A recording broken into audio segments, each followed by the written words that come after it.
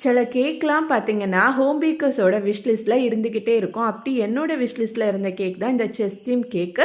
Customer வந்து fondant வேண்டவே வேண்டாம் அப்படின்னு சொன்னனால, சாக்லேட்ஸில் வந்து எல்லா காயின்ஸ் எல்லாமே ரெடி பண்ணி, சாக்கோ ட்ரஃபிள் கேக் தான் இது 1/2 கேஜி கேக் தான். ஆனால் வந்து மெஷர் பண்ணும்போது 750 கிராம்ஸ் பக்கத்தில் வந்துருச்சு. So okay.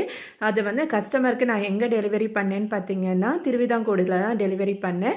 அப்புறமா ஒரு குட்டி பட்டர்ஸ்காட்ச் கேக் இருந்துச்சு. இது 1/2 கேஜி. இந்த ரெண்டுக்குமே கஸ்டமர் வந்து சூப்பராக ரிவ்யூவும் ஷேர் பண்ணாங்க. உங்களுக்கும் இந்த மாதிரி கஸ்டமைஸ் கேக் வேணும்னா கீழே இருக்க வாட்ஸ்அப் நம்பருக்கு 3 டேஸ் பிஃபோர் உங்களோட ஆர்டரை ப்ளேஸ் பண்ணுங்கள். சூப்பர் சேஃபாக டெலிவரி பண்ணுறோம்.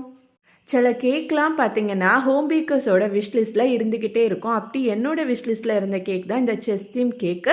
கஸ்டமர் வந்து ஃபாண்டன்ட் வேண்டவே வேண்டாம் அப்படின்னு சொன்னனால, சாக்லேட்ஸில் வந்து எல்லா காயின்ஸ் எல்லாமே ரெடி பண்ணி, சாக்கோ ட்ரஃபிள் கேக் தான் இது 1/2 கேஜி கேக் தான். ஆனால் வந்து மெஷர் பண்ணும்போது 750 கிராம்ஸ் பக்கத்தில் வந்துருச்சு. So okay.